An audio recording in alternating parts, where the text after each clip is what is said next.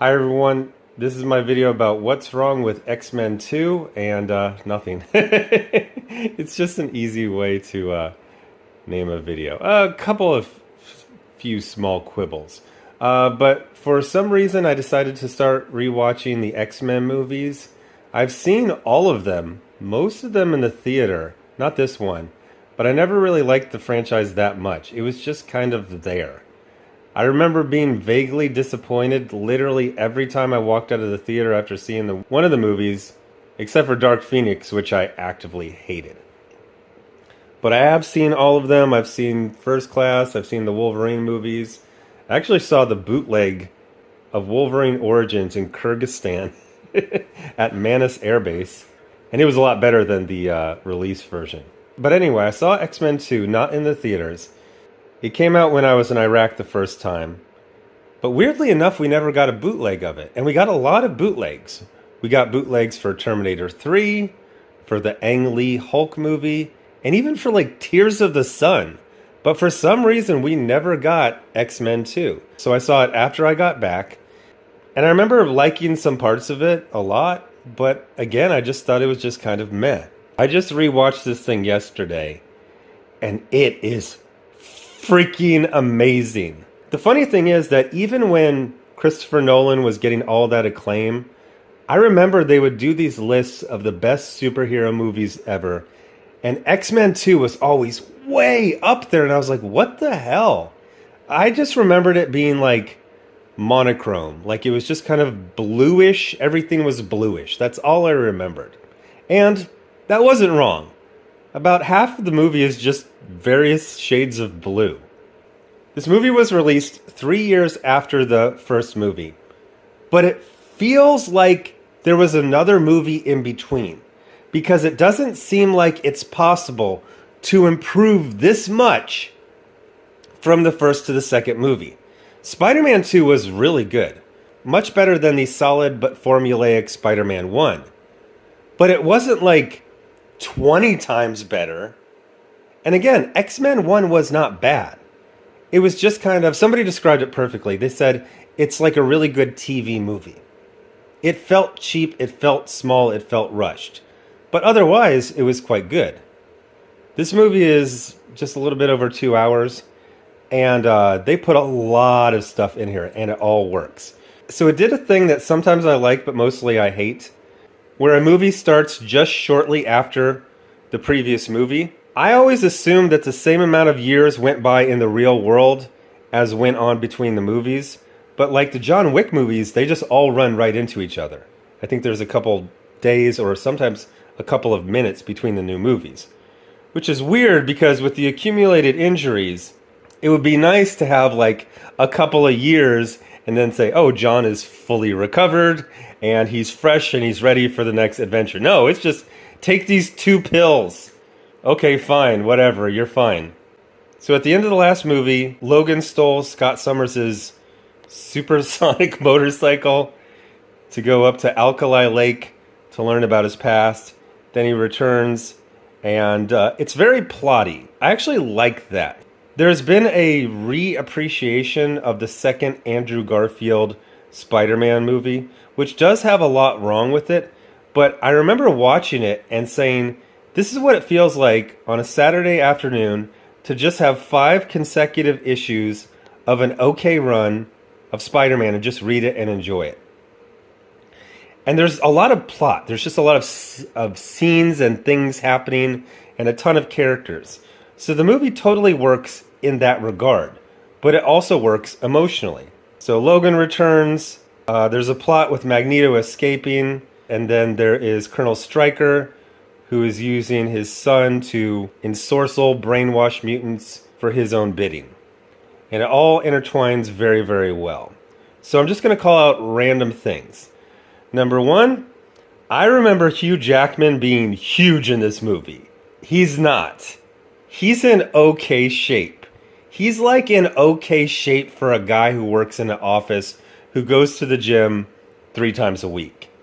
He just looks amazing compared to the first movie where he was just some skinny actor who was literally given like 2 weeks notice to star in an action movie. So I remember just being shocked. I'm like, he's huge. He's okay.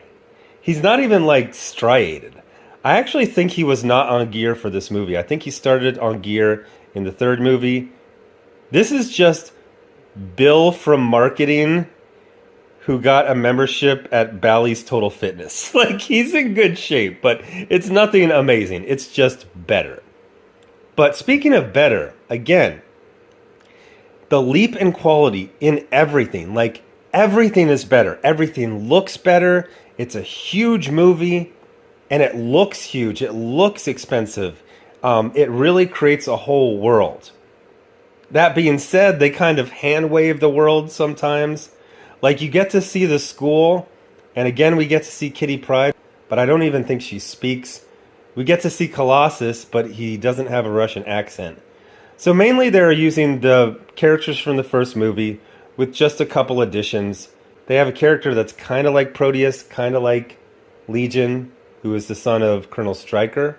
Again, it's really much like a 1990s Marvel comic. There's just a lot of plot, a lot of scenes, a lot of double crosses. There's just a lot of stuff. And again, the thing I'm going to say about these Marvel movies from 20 years ago, there are barely any jokes. For a couple years there, I thought I had ADHD. Because I couldn't watch a movie more than 5 minutes at a time. Sometimes I was reviewing movies that I literally watched over 2 weeks, 1 or 2 minutes at a time. But it wasn't me. It was the movies.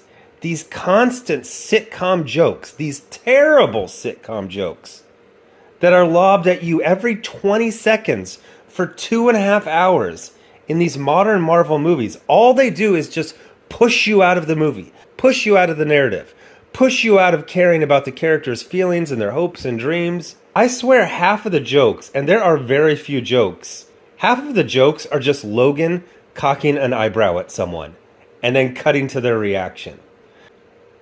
And plot-wise, it gets a little wonky sometimes.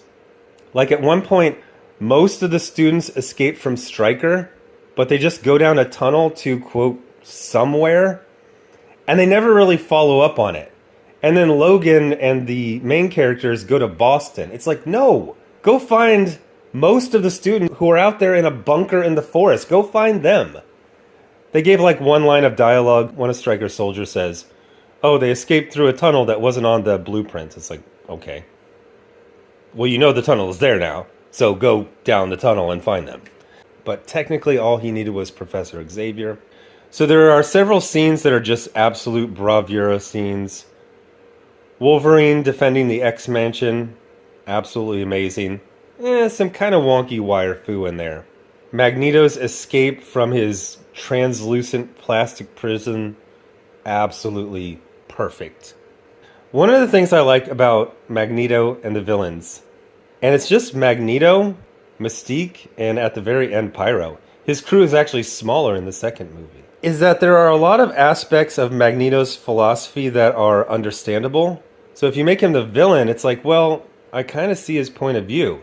Yeah, he goes too far, he kills people, but I do see his point of view. So they have him do a thing I call small evil. And I first noticed this in Goldfinger. If you watch the old James Bond movies, they are very slow, typically. There's like a 10-minute sequence of Goldfinger cheating at cards at a resort. It's just over money. It's not over like the fate of the world. But I realized that killing all the soldiers in Fort Knox, nobody can wrap their head around that. All these crazy supervillain plots, nobody can really conceptualize it. It's just abstract. But someone cheating at cards, everyone hates that guy. So at one point, Magneto and Mystique have joined up with the X-Men. So in the first X-Men movie, Magneto is basically going to use Rogue as a sacrifice to power his machine for his villain plot. So in the second movie, she's in the plane with him. And Magneto, who is well into his 60s, is gossiping about Rogue with Mystique. And they're giggling and they're peeking over and they're like pointing at her and laughing. And then Rogue looks over like, what? And then Magneto's like, I love what you've done with your hair. And it's just like, fuck that guy. It's like, it was a well-written piece. that just plays into Magneto's flamboyance, and it just makes like he's actually helping the heroes, but it reminds you it's like, yeah, he's the bad guy. He does have a perspective that you can understand, but he's also a murderer. He's also a jerk. He's also a bully. Hugh Jackman really steps up. He's much more of a presence. He was good in the first one, but he was kind of like a barely a leading man. He is very confident, and just everything works with him. Everything works in general. There's a one scene where essentially the X-Men and the Brotherhood of Evil Mutants are camping. It's hard to explain. They kind of like landed near the villain base, but they're going to go there on foot, so they camp out overnight. And there's just this scene, it's kind of like a little romance scene between Logan and Jean Grey, and literally just the camera work, the cinematography, the sets, the props, the costumes, like everything was just amazing. One of the things I hate about pop culture, geek culture, is you're always kind of told you have to like this, you can't like this. You have to hate Blade 3, and you have to love X-Men 2. And I was like, I like Blade 3. I know it has a lot of flaws, but I like it. And I thought X-Men 2 was boring. I guess I was just in a bad mood or something when I saw it, because this movie is pretty much perfect. There's only a couple of little plot things that don't work. When most of the students escape and they just kind of like, oh, they're fine. No, they're not fine. Government agents are like a kilometer away looking for them. There's also a sacrifice where they're doing kind of like a low-key Dark Phoenix story. And the Blackbird, that's been through a lot throughout the course of this movie, it can't take off vertically, but it can fly horizontally. So Jean Grey has to sacrifice herself, except for they have a teleporter. Like, this is literally what teleporters are for. It's like, okay, Jean Grey, you go down onto the ground, you levitate the Blackbird, then it starts flying, and then Nightcrawler will either teleport you into the plane, which might be difficult, or just teleport you to like the top of a tree because the dam broke and there was a flood, or the side of a hill above where it's flooding, like something. I don't think they quite wrote that perfectly to explain why she had to die.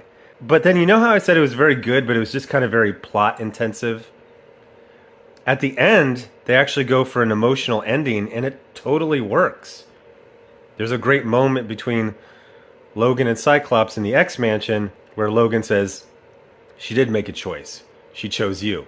And there's this very complex reaction from Scott where you can't tell if he believes him, but he appreciates it, but he's angry. Like, it's just good. It's freaking excellent. And again, the thing I love of these early Marvel movies is that they are played straightforward, more as sci-fi action stories than as superhero. Almost no jokes, everything is portrayed seriously, and I don't have ADHD. If you make a good movie, I will just sit there for 2 hours and just stare at it. And that's what happened. So next I will review X-Men 3, which I actually did like, but I haven't rewatched, so we'll see. Anything is up for grabs. And I think I'm just going to watch all of the X-Men movies in order of their release, not in order of their continuity, even though I guess there's a fairly complicated timeline split in the continuity of the movies. Anyway, thanks for watching. Bye.